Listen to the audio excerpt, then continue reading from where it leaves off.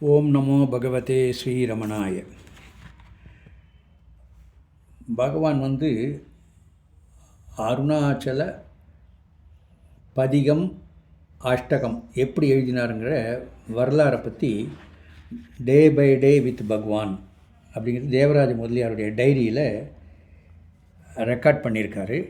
அது தமிழில் அனுதினமும் பகவானுடன் அப்படின்னு தமிழில் புஸ்தகமாக மொழிபெயர்த்து இது பண்ணியிருக்கோம். அதில் 26 அக்டோபர் 1945 கார்த்தால பகவான் இந்த அருணாச்சல பதிகம் அஷ்டகத்தை பற்றிய விவரத்தை சொல்லியிருக்கார். அந்த ரெக்கார்டை நான் இப்போ படிக்கிறேன். பகவான் என்னிடம் தெரிவித்தருளினார். விருபாட்ச குகையின் முன்னறையில் ஒரு நாள் உட்கார்ந்திருந்த போது, கருணையால் என்னை ஆண்டனி என்ற சொற்கள் தாமாகவே பகவானிடம் இடைவெளியின்றி திரும்ப திரும்ப தோன்றினவாம். ஆனால் பகவான் அதற்கு அதிக கவனம் தரவில்லை. மறுநாளும் காலையில் அதே போல நிகழ்ந்ததாம். அப்போது அருணாச்சல பதிகத்தின் முதல் பாடலை பகவான் இயற்றினாராம். மறுநாள் காலை இதுபோலவே இரண்டாவது பாடலின் முதல் வரி தோன்ற பகவான் அப்பாடலையும் இயற்றினார். இவ்வாறே தினமும் நடைபெற ஒரு நாள் கடைசி 2 பாடல்களையும் இயற்றிய பின் கிரிவலம் செய்ய புறப்பட்டாராம். ஐயாசாமி என்னும் பகவானின் அடியார் ஒருவர் கிரிவலம் செய்ய புறப்பட்ட மற்றொரு அடியாரிடம் ஒரு காகிதத்தை கொடுத்து, பகவான் தினம் ஒரு பாடல் வீதம் இயற்றி இன்று 2 பாடல்கள் இயற்றியுள்ளார். இன்று மேலும் சில பாடல்கள் வரலாம். அப்படி வரும் அவற்றை எழுத இந்த காகிதத்தையும் பென்சிலையும் எடுத்து போ என்றார்.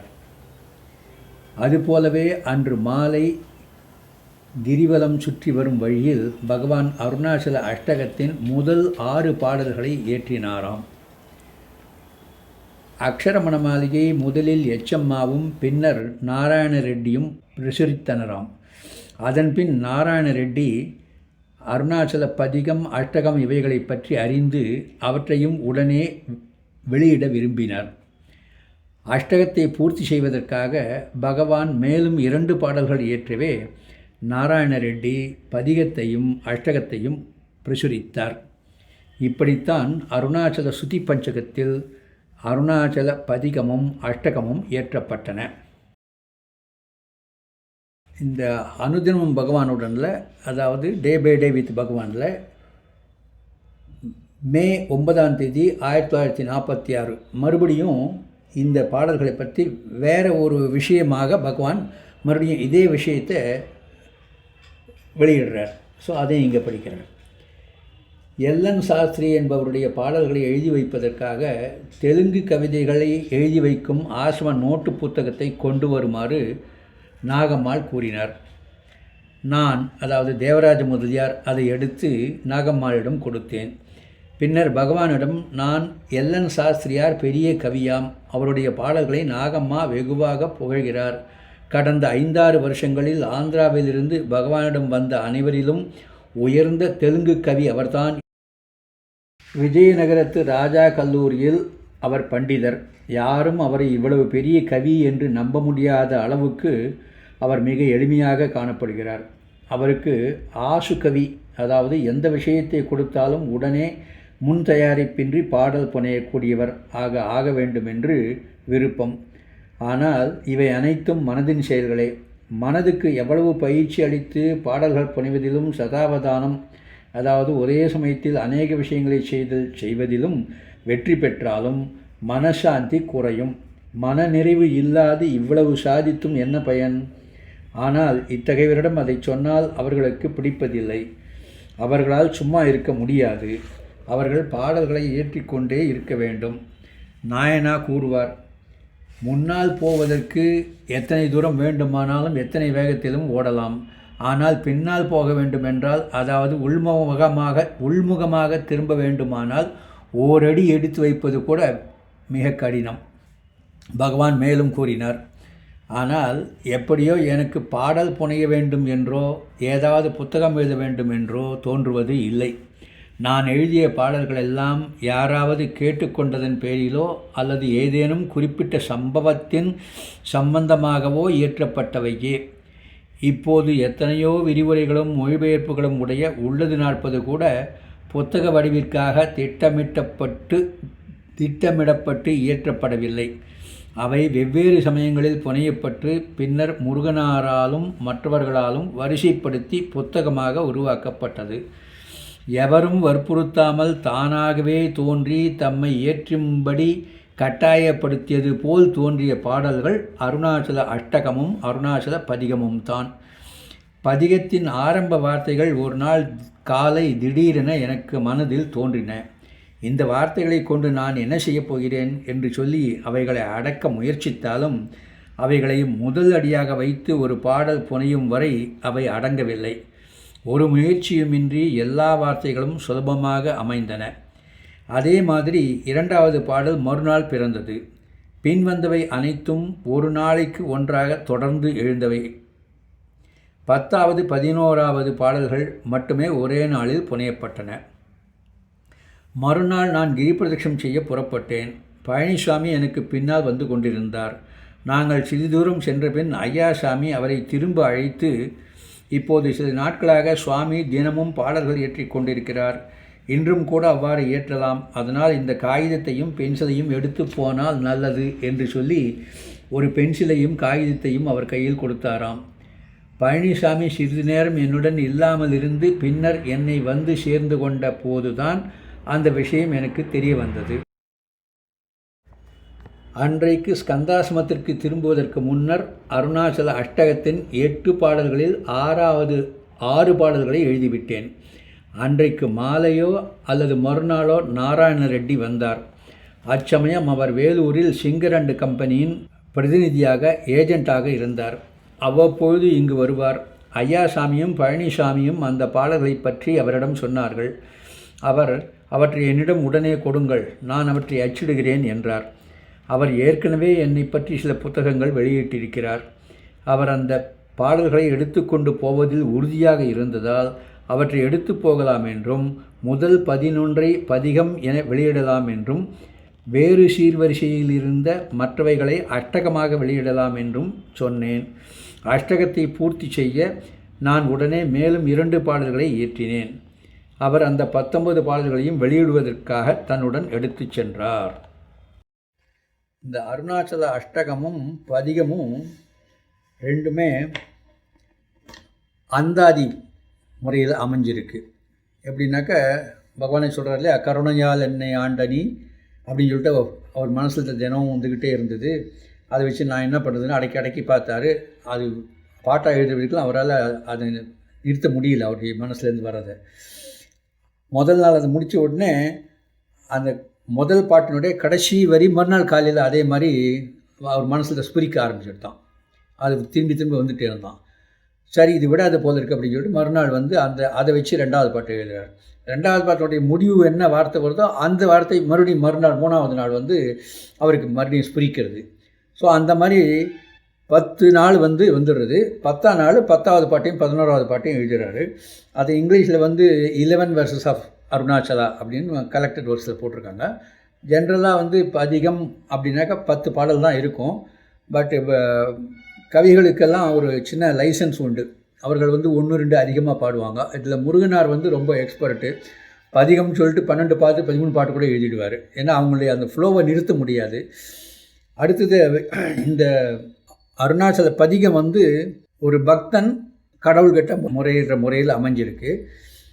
அடுத்த அஷ்டகம் அருணாச்சல அஷ்டகம்ன்றது 8 பாட்டு. அது சுயசரிதை, அதாவது ஆட்டோபயோகிராஃபி.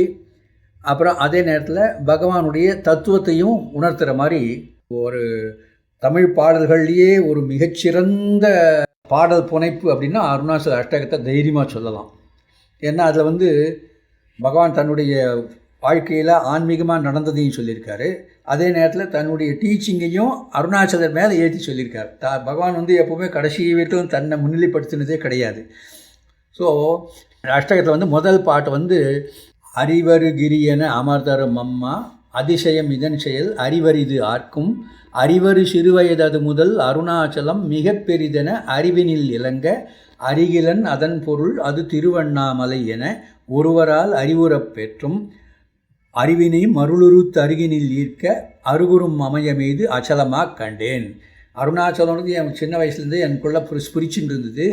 அது திருவண்ணாமலைன்னு ஒரு அன்பரால் சொல்லி கேட்டு நான் இங்கே வந்த பிற்பாடு அது அச்சலமாக ஒரு மலையாக இருந்ததை பார்த்தேன், அச்சலமாக கண்டேன். அப்புறம் இதுவும் அந்தாதியானதுனால கண்டேன் அப்படின்னு முடியறதுனால அடுத்தது கண்டவன் எவனென அந்த வார்த்தையை வச்சுட்டு ஆரம்பிக்கிறார் பகவான். அதாவது பகவான் ஆரம்பிக்கிறாருன்னா அவருக்கு அந்த அருணாச்சலேஸ்வர் வந்து ஃபோர்ஸ் பண்ணி எழுத வைக்கிறார். இதுக்கு ஒரு சின்ன கதையை குஞ்சுசுவாமி சொல்லுவார். ஜீவர்களை உய்விக்கிறதுக்காக கடவுள் வந்து பல இடங்களில் பல ரூபங்களில் பல கோயில்களாகவும் பல இதுவாகவும் இருக்கிறதுல மிகச்சிறந்த இடம் திருவண்ணாமலை மலை தான். அது இப்படி இருந்தும் தானாக தோன்றி இது பண்ணாலும் யாரும் இது பண்ணலை அப்படிங்கிறதுக்காக ஒரு பக்குவமான ஆத்மாவான வெங்கட்ராமன்ற ஒரு பையனுக்கு வந்து ஆத்ம ஞானத்தை கொடுத்து இங்கே இழுத்துட்டு வந்து தன்னை பற்றி ஏதாவது சொல்லி விட்டாக்க ஜீவர்களுக்கு தன்னை நினைச்சுட்டே நான் நினைக்க முக்தி தருமாறுனா சம்பந்தம் நினச்சி இது பண்ணுவாங்க அப்படிங்கிறதுக்காக இங்கே கூட்டின்னு வந்தாராம் அருணாச்சலேஸ்வரர். அவருக்கு அந்த வெங்கட்ராமனுக்கு சின்ன வயசுலேருந்து அந்த அருணாச்சல ஸ்புரணத்தை கொடுத்து அப்புறம் அது திருவண்ணாமலையில் தெரிவிக்க வச்சு 1896 கொண்டு வந்தாக்க 1910, 12 வரைக்கும் பகவான் வாயே திறக்கலையாம், கல்லூரி மங்கனா உட்காந்துருக்கிறாராம். அப்போ அதனால் என்ன பண்ணாராம், இவனை பற்றி நம்ம ஏதாவது கொஞ்சம் பாடினா தான் அப்புறம் ஏதாவது இவன் பாடுவான் போல இருக்குது அப்படின்னு சொல்லிட்டு அவரே சத்தியமங்கலம் வெங்கட்ரமண ஐயர்னு பேர் வச்சுட்டு வந்து ரமணசுதி பஞ்சகம்னு விருபாஷ குகையில் 1910, 11 பாடிட்டு போயிட்டாராம். அதுக்கப்புறம் தான் பகவான் வந்து இந்த அருணாச்சல சுதி பஞ்சகம் அதில் வந்து ஆட்சண மாலை, பதிகம், அஷ்டகம், நவமணி மாலை இதெல்லாம் எழுதினார் அப்படின்னு சொல்லிட்டு குஞ்சுசுவாமி அடிக்கடி சொல்லுவார் இந்த விஷயத்தை. ஸோ அதனால் வந்து குஞ்சுசுவாமி சொன்னதுடைய ஒரு கோடிட்ட விவரங்கள் இந்த அஷ்டகத்திலேயே வருது. கண்டவன் எவனென கருத்தினுள் நாட கண்டவன் இன்றிட நின்றது கண்டேன், கண்டனன் என்றிட கருத்தெழவில்லை, கண்டில நின்றிட கருத்தெழுமாறின் விண்டிது விளக்கிடு விரலுருவோனார் விண்டிலை பண்டு நீ விளக்கினை என்றால் விண்டிடாது உன்னிலை விளக்கிடவென்றே விண்தலம் அச்சலமா விளங்கிட நின்றாய். வந்து இங்கே திருவண்ணாமலைக்கு வந்த உடனே மலையாக இந்த அருணாச்சலம் இருக்கிறத பார்த்தேன். அது பார்க்குறவன் யார் அப்படின்னு பார்த்தாக்க பார்க்குறவன் இல்லாத போயிட்டான், அட்ரஸ் இல்லாத போயிட்டான். கண்டவன் எவனென கருத்தினுள் நாட கண்டவன் இன்றிட. ஆனால் அந்த இடத்துல அது சூன்யமாயிடுதா. கண்டவன் எவன கருத்தினுள் நாட கண்டவன் இன்றிட நின்றது கண்டேன். ஸோ அதை வந்து யார் மலையை பார்த்தானோ அவன் இல்லாத போயிட்டான். அதாவது பகவான் தன்னை பற்றி சொல்கிறார், நான் மலையை பார்த்தேன் ஆனால் நான் இல்லாத போயிட்டேன் கண்டவன் இன்றிட. ஆனால் அப்போ அந்த சூன்யமாயிடுதா, இல்லை நின்றது கண்டேன். அது வந்து அந்த அசல ஸ்வரூபமாக இருக்கிறதையும் பார்த்தேன், நான் இல்லாத அந்த அருணாச்சலத்தை பார்த்தேன் அப்படின்னு சொல்லிட்டு அதை சொல்கிறார். கண்டவன் இன்றிட நின்றது கண்டேன். அப்போ வந்து அதை பற்றி சொல்லலாம் அப்படின்னா கண்டனன் இன்றிட கருத்தெழவில்லை. சரி, அதை எப்படி பார்த்தேன் அப்படின்னு சொன்னால் அதை சொல்கிறதுக்கு எனக்கு வாய் வரலை, பேச்சு வரலை. கண்டிலன் என்றிட கருத்தெழுமாறன். அப்போ அதுக்கோசரம் நான் பார்க்கலன்னு சொல்ல முடியுமா? பார்த்தேங்கிறதே சொல்ல முடியல. ஆனால் பார்த்துட்டு நான் இல்லாத போயிட்டேன். ஆனாலும் நான் அங்கே வந்து சூன்யம் இல்லை, அங்கே வந்து நான் இருக்கேன் நான். ஆனால் அது எப்படி இருந்து விளக்க முடியாது. ஏன் முடியாது அப்படின்னா விண்டிலை பண்டு நீ விளக்கினை என்றால் ஆதி தட்சிணாமூர்த்தி சுரூபமாக இருந்தபோது நீங்களே வந்து அதை மௌனத்தில் விளக்கினதுனால நான் இன்றைக்கி வந்து எப்படி அதை வெளியில் சொல்ல முடியும்? விளக்கினை என்றால் விண்டிடாது உன்னிலை விளக்கிடவென்றே விண்தலம் அச்சலமாக விளங்கிட என்றாய். இதை மௌனத்தில் உணரணும் அப்படிங்கிறதுக்காக தான் நீங்கள் வந்து அந்த அச்சல ஸ்வரூபமே விண்ணுக்கும் மண்ணுக்கும் மலை ஸ்வரூபமாக நிற்கிறீங்க அப்படின்னு சொல்லிட்டு இந்த மாதிரி வருது. இதில் ஒரு சின்ன விஷயம் என்ன அப்படின்னாக்க, பொதுவாகவே பாடல்களெல்லாம் நம்ம வந்து இந்த காலத்தில் அந்த இலக்கணம் இலக்கியம் அதெல்லாம் படிக்கிறவங்க ரொம்ப கம்மியாகிட்டதுனால அந்த இலக்கிய சுவையெல்லாம் அனுபவிக்கக்கூடிய மென்டல் கெப்பாசிட்டிலாம் குறைஞ்சி போச்சு இன் ஜென்ரல்.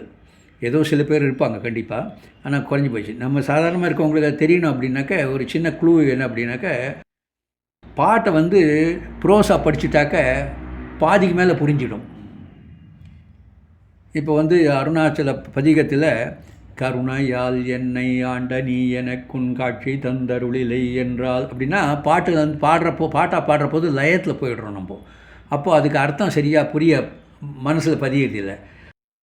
இப்போ அதையே ப்ரோஸா படிக்கிற போது கருணையால் என்னை ஆண்ட நீ எனக்கு உன் காட்சி தந்த அருளிலை என்றால் இருள் நலி உலகில் ஏங்கியே பதைத்து இவ்வுடல் விடில் என் கதி என்னாம். அருணனை காணாது அலருமோ கமலம், அருணனுக்கு அருணனாம் மன்னி அருள் நனி சுரந்து அங்கு அருவியாய் பெருகும் அருண மா மலையெனும் அன்பே. அப்படின்னு அதை கொஞ்சம் ப்ரோஸ் மாதிரி படித்தோம்னா நம்மளுக்கு ஒரு 80% அர்த்தம் புரிஞ்சிடும். 1 or 2 டெக்னிக்கல் வேர்டு தவிர மற்ற இதில் பார்த்தீங்கன்னாக்கா கருணையால் என்னை ஆண்டனி எனக்கு உன் காட்சி தந்த அருளிலை என்றால் அதில் புரியறதுக்கு ஒன்றும் கிடையாது. இருள்நலி உலகில் ஏங்கியே பதைத்து இவ்வுடல் வீடில் என் கதி எண்ணாம், இதுலேயும் புரியறதுக்கு ஒன்றும் கிடையாது, ரொம்ப சிம்பிளாக இருக்கும். அருணனை காணாத அலருமோ கமலம், சூரியனை பார்க்காத தாமரை மலருமோ, அலருமோனாக்கா மலருமோ கமலம். ஆனால் நீ எப்படி இருக்கன்னா அருணனுக்கு அருணனாம் மன்னி, சூரியனுக்கும் சூரியனாக இருக்கிறவ நீ, மன்னின்னா விளங்குகின்றாய். இந்த மன்னிங்கிற ஒன்று மட்டும்தான் ஒரு டெக்னிக்கல் வேர்டு. அந்த மாதிரி 1-2 புரியலாம், அதை பற்றி கவலையப்பட வேண்டாம், மற்றதெல்லாம் சேர்ந்து அந்த ஃபீலிங் வந்துடும். அருள் நனி சுரந்து அங்கு அருவியாய் பெருகும் அருணமா மலையனும் அன்பே. இதில் இன்னொன்று என்ன சேர்த்துருக்காருனாக்கா, இந்த கந்தாசிரமத்தில் அவங்களுக்கு தண்ணி ரொம்ப கஷ்டமாக இருக்கிற போது கந்தாசிரமத்தில் விருபாட்ச கோயிலில் அந்த பக்கத்துலேயே அந்த அருவி ஓட ஆரம்பிச்சு தான், அதையும் இங்கே ரெஃபர் பண்ணியிருக்காரு.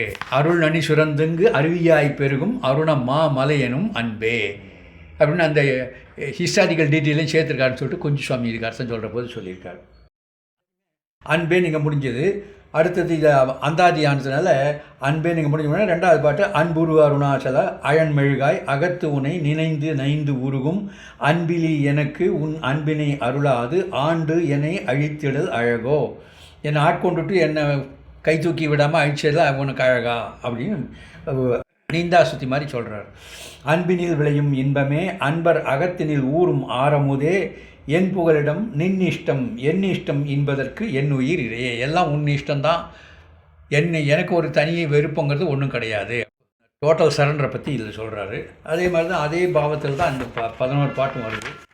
அடுத்தது அஷ்டகத்தில் அந்த கண்டவன் எவனென கருத்தினில் நாட கண்டவன் என்றிட நின்றது கண்டேன் கண்டனன் என்றிட கருத்தெழவில்லை கண்டிலன் என்றிட கருத்தெழுமாறேன் வீண்டிது விளக்கிடு விரல் உருவோனார். விரல் உருவோனார்னாக்கா எவனுக்கு இந்த தகுதி இருக்குது, விரல்னா தகுதி, இந்த தகுதி யாருக்கு இருக்குது? நீயே ஆதி காலத்தில் தட்சிணாமூர்த்தியாக மௌனத்தில் சொன்னேன்னா அதை வார்த்தையில் சொல்கிறதுக்கு யாருக்கு தில் இருக்குது? வீண்டிலை பண்டு நீ விளக்கினை என்றால் விண்டிடாது உன்னிலை விளக்கிடவென்றே. ஆனாலும் அதை தெரியறதுக்காக இங்கே அருணாச்சல மலையை விண்ணுக்கும் மண்ணுக்கும் ஓங்கி நிற்கிற. அப்புறம் அதை நின்னை யான் உரு என எண்ணியே நன்ன நிலைமிசை மலையெனும் நிலையினை நீதான். உன்னை ஒரு உருவமாக நினச்சிட்டு நான் இங்கே திருவண்ணாமலைக்கு பார்த்த உடனே நீ மலை உருவாக நிற்கிற.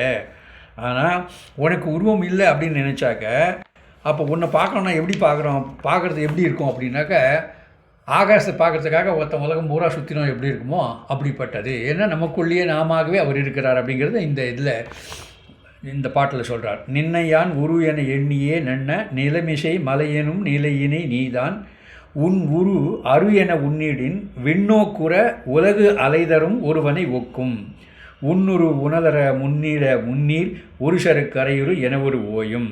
அதாவது உன்னை பார்த்து அடையணும் அப்படின்னு சொல்லிட்டு உங்ககிட்ட வந்துட்டாக்க எப்படி சக்கரை தண்ணியில் போய் போட்டாக்க அது உரு இல்லாத அதில் கரைஞ்சி போயிடுவோம், உனக்குள்ளே நாங்கள் கரைஞ்சி போயிடுவோம்.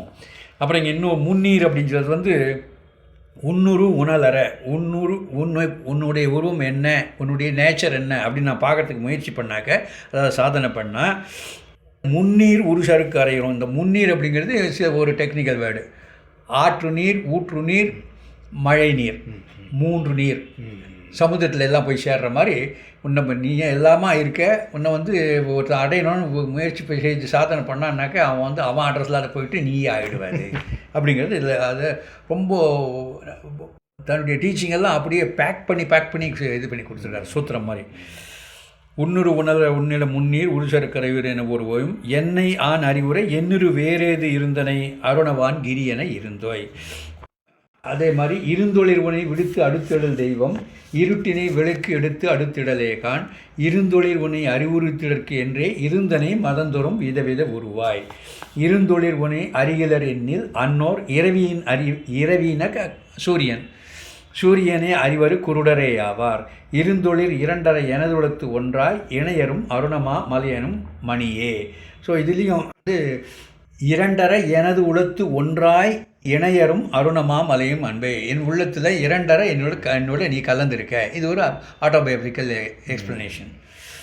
அப்புறம் அதே மாதிரி இந்த 8 பாட்டிலையும் தன்னுடைய உபதேசத்தையும் அப்படியே பேக் பண்ணி இது பண்ணியிருக்கார். அதில் கடைசியில் ஒரு கடைசி பாட்டு வந்து ரொம்ப இன்ட்ரெஸ்டிங். என்ன அப்படின்னாக்கா, பகவான்கிட்ட வந்துட்டாக்கா எப்படி சமுத்திரத்துலேருந்து நீர் ஆவியாக போய் மேலே போனாலும் அது மறுபடியும் சமுத்திரத்தில் வந்து சேர வரைக்கும் அதுக்கு இது கிடையாது, ஓய்வு கிடையாதோ, அதே மாதிரி உன்னிடத்திலிருந்து உற்பத்தியான இந்த ஜீவர்கள் உன்னை அடையிற வரைக்கும் அவங்களுக்கு நிம்மதி கிடையாது, அவங்க வந்து அடைவார்கள் உன்னை நினைக்கிறவங்க அப்படிங்கிறது இங்கே சூக்ஷமாக. கடலெழும் எழிலியார் பொழி தரு நீர்தான் கடல் நிலை அடைவரை தடை செய்யின் நில்லாது.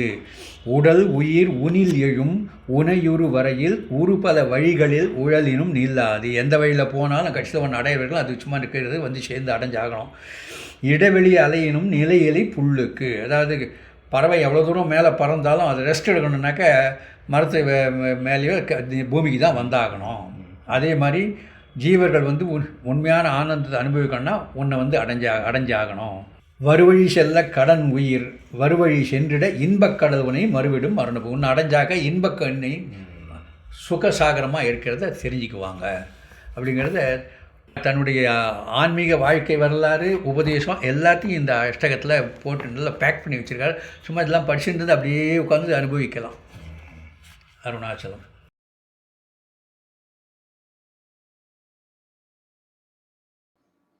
Bhagavan Sri Ramana Maharshi's Tamil compositions are revered by scholars of Tamil literature as works of literary genius. Beyond that, Bhagavan had the extraordinary ability to compress into a few words the full breadth of the Upanishadic realization and his own direct experience of it. Extracts from the book The Collected Works of Sri Ramana Maharshi by Arthur Osborne. The 5 hymns to Arunachala are the earliest poems of the Maharshi, except for a few short verses. They were written about 1914, that is when he was about 35 years old. He was still living in Virupaksha cave on the hill. Some of his followers, who were sadhus, used to go into the town of Tiruvannamalai daily to beg for food. They asked the Maharshi to compose a song for them to sing as they went. At first he refused, saying that there were already plenty of songs by the ancient Saivite saints. They continued to press him, however, and he began to compose a song with a refrain at the end of each and every stanza. One day he started to go round the hill with Palaniswami walking behind him. After he had gone some way, Ayaswami seems to have called Palaniswami back and given him a pencil and paper, saying, "For some days now, the Swami has been composing stanzas every day. He may do so today as well. So you had better take this paper and pencil with you." That day Sri Bhagavan practically completed the marital garland of letters, that is Akshara Manamalai, the first of the 5 hymns. It tells in glowing symbolism of the love and union between the human soul and God, and is among the most profound and moving poems in any language. The 11 verses, that is Arunachala Padigam, and the 8 stanzas, that is Arunachala Ashtakam, are among the very few poems of the Maharshi that were written quite spontaneously without any request, as he himself said when speaking of them. The only poems that came to me spontaneously and compelled me to, as it were, write them down without anyone urging me to do so are the 11 verses to Sri Arunachala and the 8 stanzas to Sri Arunachala. The opening words of the 11 stanzas came to me one morning, and even though I tried to suppress them, saying that what have I to do with these words, they would not be suppressed, till I composed a song bringing them in, and all the words flowed easily without any effort. The remaining stanzas, except 2, were also composed in the same way. Shortly afterwards, Narayana Reddy came. He was at that time living in Vellore as an agent of Singer & Co., and he used to come from time to time. Ayasami and Palani told him about the poems, and he said, "Give them to me at once, and I will go and get them printed." He had already published some books. When he insisted on taking the poems, I told him he could do so and could publish the first 11 as one form of poem and the rest, which were in a different meter, as another. To make up the required quota, I at once composed 2 more stanzas, and he took all the 19 stanzas with him to get them published. It is to be understood that in all these hymns, the word Arunachala means God and nothing less. It also, however, means the physical hill of Arunachala, where God is peculiarly manifested for the Maharshi and his disciples. From ancient times, various spiritual centers in India have represented various paths, modes of doctrine, and Arunachala among them the doctrine of Advaita and the path of self enquiry. Although the ultimate doctrine and the supreme and the most direct path, this throughout the ages has not been the most popular because for most people it seemed too austere and difficult. The Maharshi attained realization through a spontaneous act of self enquiry with no human guru. There is no place to do more than touch upon this mystery of this here. It is sufficient to note that the Maharshi agreed with all other masters that a guru is necessary, adding, however, that the guru need not necessarily take human form. When he left home as a youth, who was already a sage, Arunachala drew him like a powerful magnet. He went straight there and stayed there for the rest of his life. It was Arunachala that he regarded as his guru, and these hymns are written to Arunachala, to the Guru, to God manifested, to the Absolute.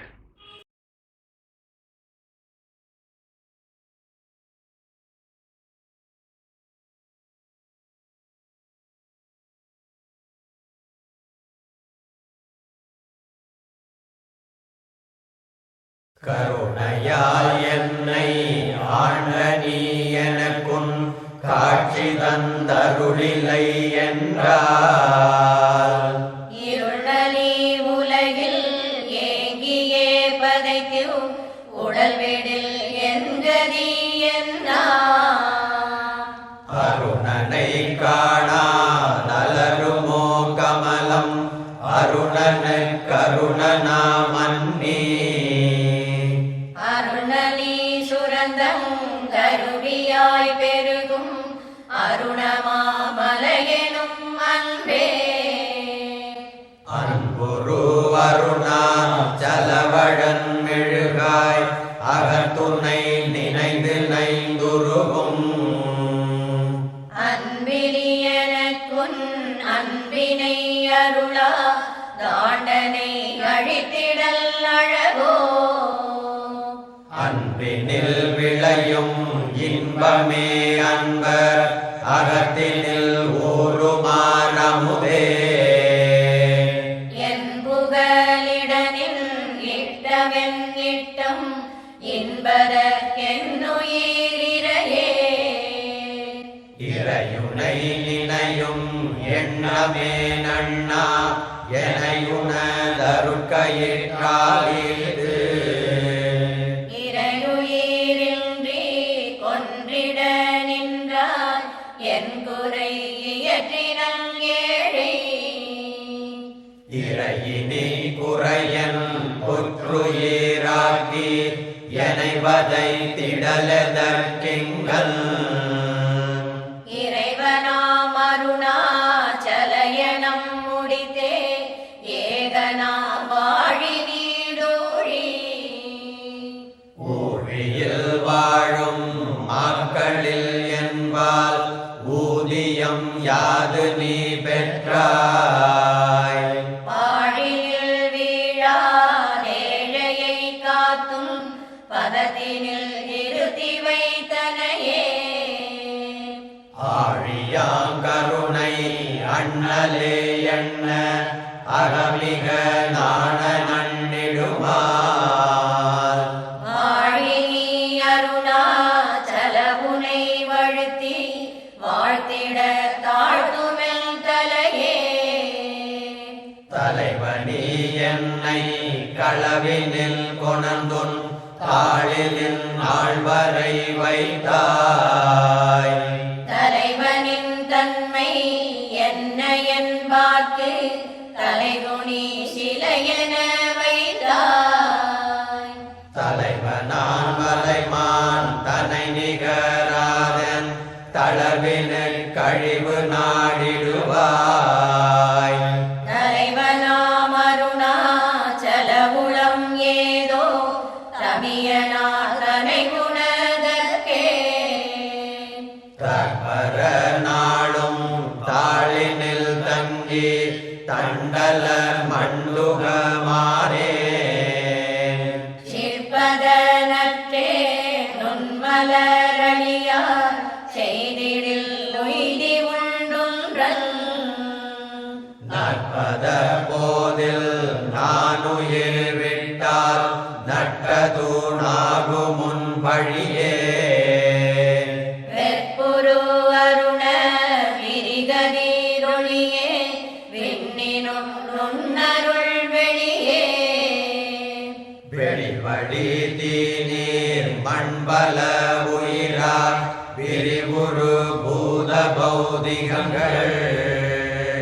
வெளியொளி உன்னை அன்றியின்றெண்ணில் வேறு யானாருளல் விமலா.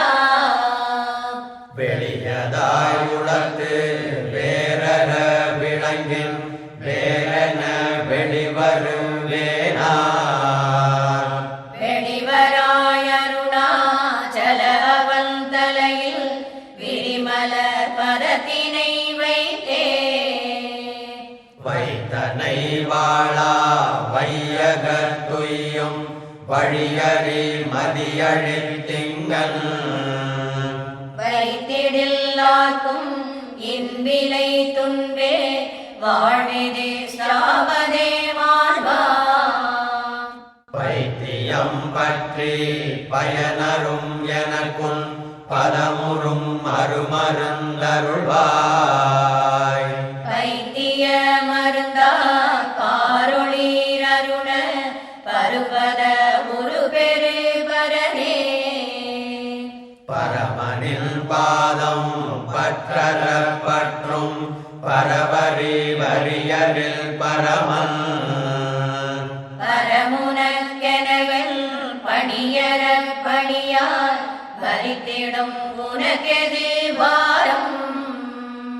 பரமனில் பிரிந்திவ் உலகினை தலையில் பற்றியான் பெற்றது போதும். பரமனாம் அருணாச்சலயனை இனிவும் பதத்தினின்றொது குறப்பாரே. பார்த்தனன் புதுமை உயிர்வலி காந்த பருவதம் ஒரு தரம் இதனை. ஓர்த்திடும் உயிரின் சேட்டையை ஒடுக்கி ஒருதனதவிமுகமாக. ஈட்டதை தன்போல் அச்சலமாச் செய்தவ் இன்னுயிர் பலிகொடும் இகுதல். ஓர் துயிலி உயிர்காள் உளமதில் ஒளிரு உயிர்கொளி அருணமாகிரியே. கிரியிது பரமா கருதிய என்போர் கெட்டவர் எத்தனை கொல்லோ. விரிதுயராலே பிழைப்பினில் விழைவு விட்டுடல் விட்டிட விறகு. கருத்திலே திரிவி கருத்தினுள் ஒரு கால் கருதிடக் கொலாமலே கொல்லும். அருமருந்தொன்றும் அவனியில் அதுதான் அருணமாதிரமென அறிவி.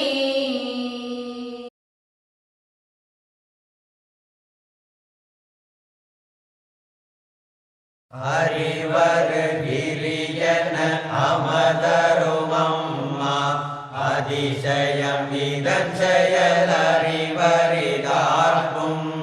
அறிவது சிறுவயதது முதல் அருணா சலமிக பெரிதன அறிவினிலங்க. அருகிலன் மலையென ஒருவரால் அறிவுறப் பெற்றும் அறிவினை மருளுரு தருகினில் ஈர்க்க அருகுரு மமயமித ஜலமா கண்டேன். கண்டவன் எவனென கருத்தினுள் நாட கண்டவன் நின்றிட நின்றது கண்டேன். கண்டனன் என்றிட கருத்தெழவில்லை கண்டிலன் என்றிட கருத்தெழுமாறன். விண்டிது விளக்கிடு விரலொருவோனார் விண்டிலை பண்டு நீ விளக்கினை என்றால் விண்டிடாதுன்னிலை விளக்கிட என்று விண்டலம் அச்சலமா விளங்கிட நின்றாய். நின்னையான் உருவென எண்ணியே நன்ன நிலமிசை மலையன் நிலையினை நீதான். முன்னொரு வருவென உன்னிடில் விண்ணோ குரவுலகலை தரும் ஒருவரையோக்கும். உன்னொரு புனலர உன்னிட முன்னீர் ஒரு சரு கரையுருவென ஒருவோயும் என்னையால் அறிவுற என்னொரு வேறே இருந்தனை அருணவான் கிரியென இருந்தோய். இருந்தொளிருனை விடு தடுத்திடல் தெய்வம் இருட்டினை விளக்கெடுத்தடுத்திடலே காண். இருந்தொளி உனையறி உருத்திடற்கென்றே இருந்தனை மதந்தோறும் விதவித உருவாய். இருந்தொளிருனை அருகிலரெனிலன்னோர் இரவியின் அறிவரு குருடரையாவார். இருந்தொளிர் இரண்டர எனதுளத்தொன்றாய் இணையரும் அருணமாமலையெனும் மணியே. மணிகளில் சரணென உயிர்தோறும் நானா மதந்தோறும் ஒருவன மறுவினை நீதான். மணிகடை தெனமன மனமெனும் கல்லில் மறுவர கடையனின் அருளொளி மேவும். மணியொளி என பிரிதொரு பொருட்பற்றும் மறுபுறலிலை நிழல் படிதகட்டில் விண். மணியொளி படநிழல் பதியுமோ உன்னில் மறுபொருள் அருணரல் ஒளிமலை உண்டோ. உண்டொரு பொருளறி மொழியுளமேனி உளதுனில் அலகில அதிசய சக்தி. நின்றனு நிழநிறை நினைவறிவோடே நிகழ்வினை சுழலில் நினைவொளியாடி. கண்டன நிழஜக விசித்திரமுள்ளும் கண்முதல் பொறி வழி புறத்துமோ சில்லா. நின்றிடு நிழற்பட நிகரருள் குன்றே நின்றிட சென்றிட நினைவிட நின்றே. இன்றகமெனு நினைவெனில் பிற ஒன்றும் இன்றது வரை பிற நினைவெழிலாக்கே. ஒன்றகம் முதிதலம் எதுவென உள்ளாள் துளக்கவி சுரினொரு குடை நிழற்கோவே. இன்றகம் புறமிரு வினையிரல் ஜன்மம் இன்பு துன்பிருளொளி எனும் கன இதய. மன்றகம் அஜலமாய் நடமிடும் அருண மலையெனும் எலையரும் அருளொளி கடலே. கடலெடும் எழிலியால் பொழிதரு நீளால் கடநிலை அடைவரை தடை செய்ய நில்லா. துடலுயிருனில் எழும் முனையுரு வரையில் ஒரு பல வழிகளில் உழலினும் நில்லா. திடவெளி அலையினும் நிலையிலை புல்